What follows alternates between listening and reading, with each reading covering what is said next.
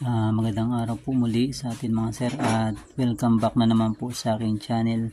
At ngayong araw po ay isi-share ko po sa inyo ay tungkol po dito sa handle switch ng ating Suzuki Rider 150. Yan po. Isi-share ko lamang po sa inyo ang bawat kulay na nakalagay sa ating handle switch ng ating Rider 150 Fi. Yan po.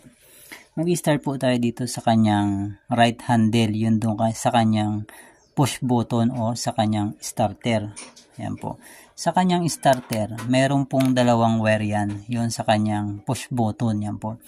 Yung orange, yan po. Yung orange po ay supply ng ating push button na galing sa ating accessories wire yan. Sa ating ACC wire. Yan. Sa ating ignition. Yan. Ignition switch. Yan. Yung orange na yan, galing sa ating accessories wire o sa ating ignition switch. Yan po. Sinusupplyan niya yung ating push button, yung yellow with green. Yung yellow with green na yan, ito yung trigger ng ating push button. Ang trigger ng ating push button ay positive supply. Yan po. Yan. Ito yung ating trigger ng ating starter.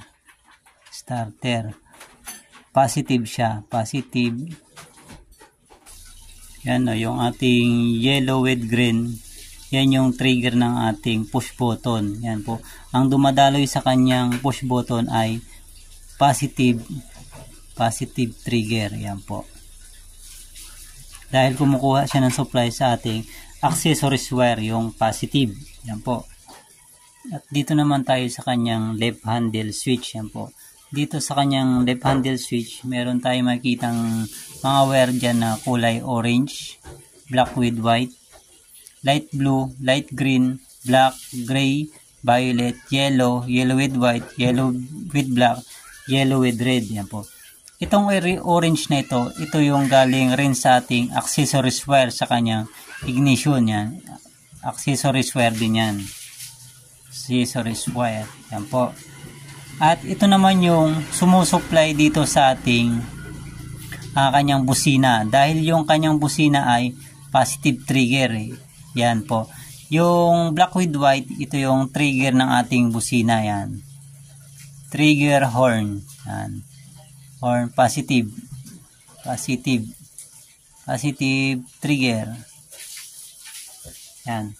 Positive trigger yung ating busina ng ating Rider 150 Fi na kumukuha siya ng supply dito sa kulay orange. Yan po. Ibig sabihin yung positive trigger na horn, ibig sabihin ang dumadaloy sa kanyang horn switch ay positive na galing sa ating accessories wire. Positive. Yan po.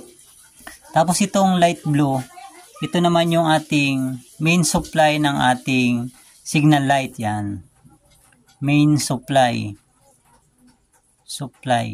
Main supply ng ating signal light na galing sa ating flasher relay, yung light blue na yan. Yan po. Tapos itong light green na ito yung ating right signal. Yan po. Yung light blue, main supply ng ating signal light. Tapos yung light green, yung right signal. Tapos yung black, ito naman yung ating left signal. Yan po. Tapos itong gray na ito naman yung supply sa ating park light. Yun doon sa ating likuran. Yan. Park light or tail light. Yan. Tail light natin. Yan po. Yung kulay green na yan. Park light o kaya doon sa yung tail light natin sa likuran ng ating motor. Yan po. Tapos itong violet, ito naman yung sa ating high beam indicator. Yan. High beam indicator. Yan po. Ito yung sumusupply dun sa ating high beam indicator. Kapag nag-high beam tayo, yan, umiilaw yung sa ating dashboard, yung kanyang high beam na ilaw. Yan po. Yung violet na yan. Yan po.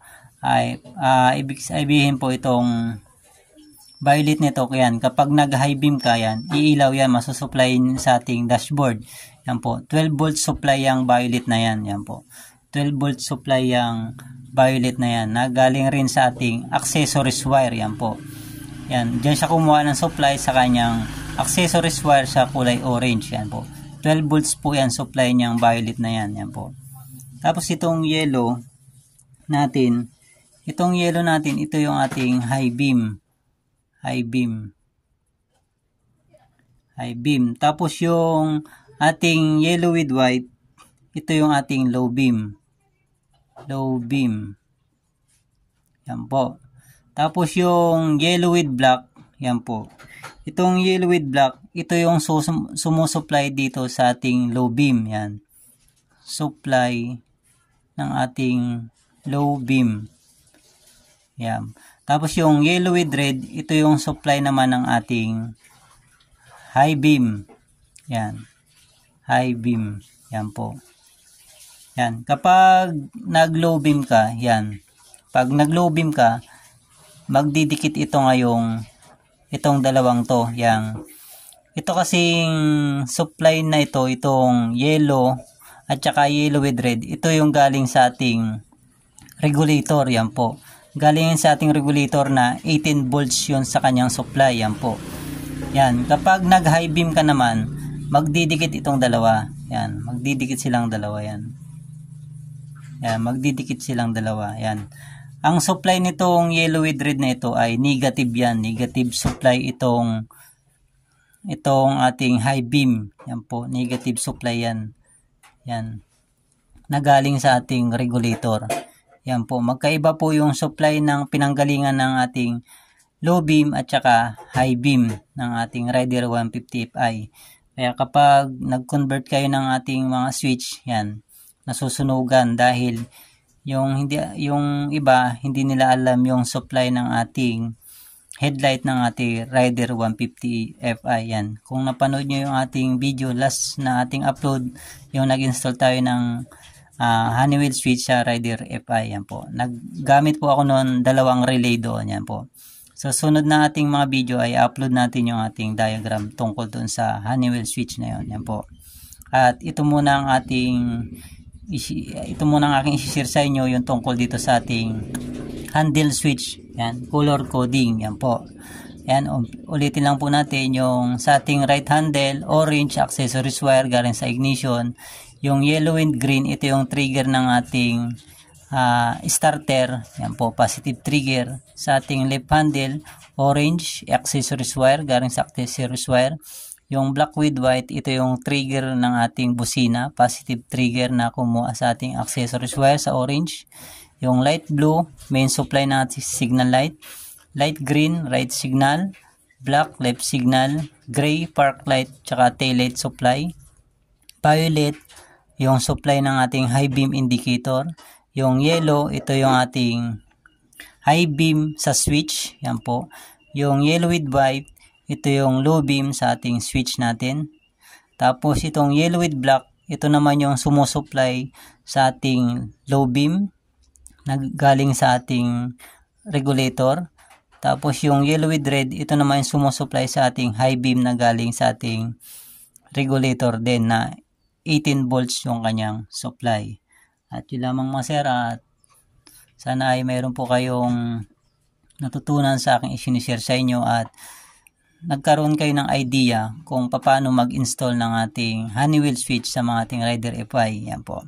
At yun lamang mga sir, at maraming salamat sa inyong panonood and God bless.